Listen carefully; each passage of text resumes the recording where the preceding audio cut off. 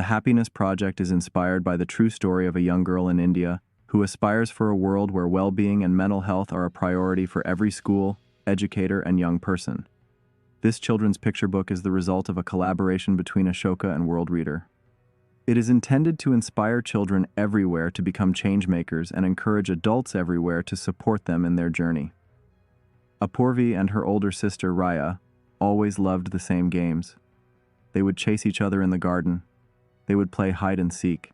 And when they got a little older, they shared the same books and clothes. My sister is my best friend, Apurvi would think, sitting next to her at dinner. But one year Rhea changed. She stopped wanting to play and talk and laugh. She was always looking down at the ground, and she spent a lot of time alone in her room. "What's wrong with Rhea?" Apurvi asked her mother. Apurvi's mother seemed sad, and she gave Apurvi a big hug. "Rhea has depression. Depression is an illness that makes you feel very sad and tired. It can make you feel lonely, even when you are surrounded by family and friends." "But what can we do to help her?" Apurvi asked. She felt ready to do anything. That night at dinner, Apurvi's father asked Rhea to tell them about how she was feeling. Everyone listened to her and tried to cheer her up. "We will love you and help you no matter what," he said. After this, Apurvi asks her sister how she is feeling all the time. When she is sad, she tries to make her day better. She brings her sweet treats or takes her outside for a walk in the sun. Sometimes this helps Rhea, but it doesn't always. Rhea starts to go see the school counselor, Miss Annika. Miss Annika's job is to help students who are having a difficult time, to listen to them and give them support. One day, Apurvi and Raya are sharing a snack, and Rhea thanks Apurvi for all of her help. "Without talking to you, I would have felt so much worse. Lots of kids have no one to talk to, and lots of schools don't have counselors. I feel very lucky." That night, Apurvi puts her head on her pillow, but her eyes stay open. She can't sleep. Apurvi is glad that she was able to help her sister. But what about all the other kids who don't have supportive families or counselors in their schools? In school the next day, Apurvi goes to visit Miss Anika. "I want to help spread the word about depression to other schools. I want to help children like Rhea, my sister." "It will be hard," Miss Anika says. "People are afraid to talk about mental health in India, and many don't believe it's an important problem." Apurvi is determined to try to do something to help, even if it will be very difficult. Apurvi and Ms. Annika think of solutions together. How can they show the school and the government that mental health is an important issue? "We can do a survey," Apurvi shouts excitedly. "We can ask students questions about how they're feeling." Apurvi and Ms. Anika visit a nearby school. They give the survey to hundreds of students, and the teachers are surprised at the answers they see. Many students feel sad, anxious, or lonely. Many students need help.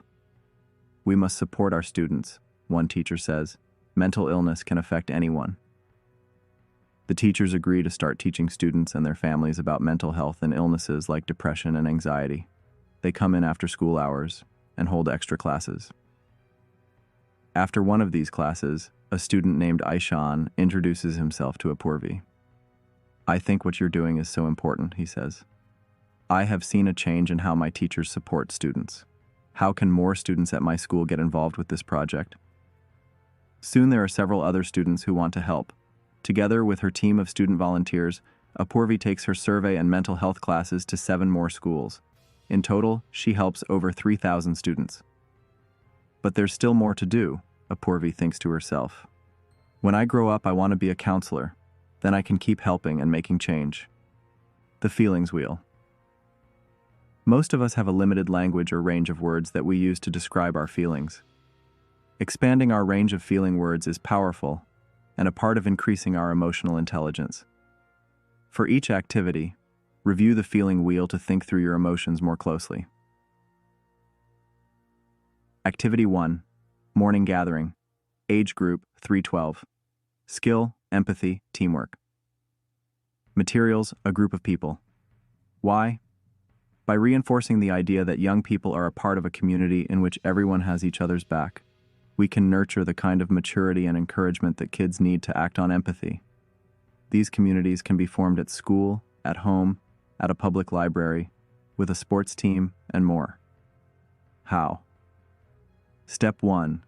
Greet one another. Gather in a circle. Have everyone greet each other by name.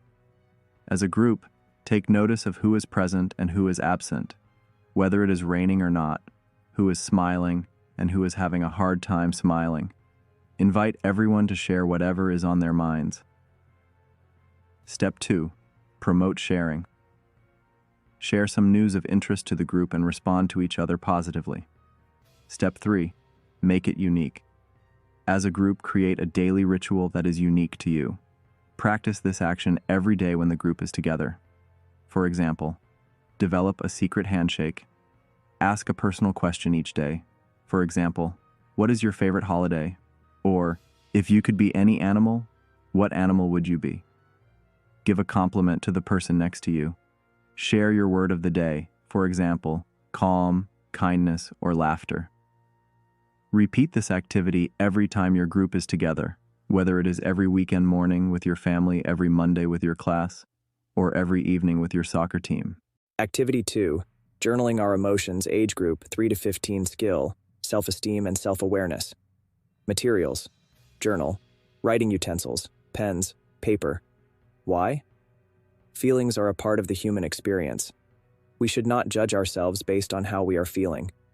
It is okay and normal to feel sad, angry, or frustrated at times. That is why writing down our feelings can help us identify specific triggers and reactions that are causing us to feel a certain way, which helps us be more self-aware. How? Step 1. Introduce the prompt. Read through the list of sentence starters below. Pick one to start with and write or draw your response. Repeat this exercise every day until you have responded to every sentence starter. I feel powerful when I feel lonely. In 5 words, I would describe myself as: when I see someone who is hurt or sad, what makes me happy is. Step 2. Write. Spend 15 minutes responding to the prompt. See where your mind takes you. Step 3. Reflect. Talk with a friend or family member about your experience. How do you feel now? What memories are you thinking about? Activity 3. Self-awareness. Charter age group 3-12. Skill: emotional intelligence and self-awareness. Materials: paper, writing utensils, pens, pencils, markers. Why? Self-awareness is all about how clearly we can see ourselves, our own aspirations, values, passions, thoughts, behaviors, feelings, and reactions. Self-awareness is also about how clearly we can see how others perceive us. Self-awareness is critical for cultivating empathy, because we must be able to understand our emotions and the emotions of others. Developing a classroom or home charter enables us to name what matters the most and how we want to feel. These charters help us set boundaries, be more aware of our own actions, and reflect on how these actions affect others. How? Step 1. Brainstorm words. Write down an adjective that describes how you would like to feel each day. For example, you could list words like included, excited, and respected. Write down as many adjectives as you can think of. Step 2. Share and decide. Share your list of words with others. Put all your words together on one big list. Once everyone has contributed, sort through which words relate to one another. What words stick out to you? What words does everyone agree on? Now pick the top 5 words that everyone can agree on. Step 3. Match feelings with behaviors. Discuss the things that each person can do for one another to have that feeling. Think, what can I do to make someone feel this way? For example, if the word is kind, talk about what you can do to be kind to one another. Smiling or asking, "How was your day?" over a meal are behaviors that everyone can see. Step 4. Draft your charter. Together, list the feelings and the corresponding behaviors that everyone intends to practice. Write down the 5 feelings and a list of behaviors that match the feelings. You can list behaviors under each feeling or put all the behaviors together. Be creative. Make your charter bold and bright with color. For example, our family charter. We all want to feel safe, supported, loved, valued, and respected. 1. We will actively listen to each other. 2. We will spend quality time together. 3. We will have a positive attitude. 4. We will respect each other's personal belongings and space. 5. We will work as a team to solve a problem. 6. We will smile and greet each other every morning.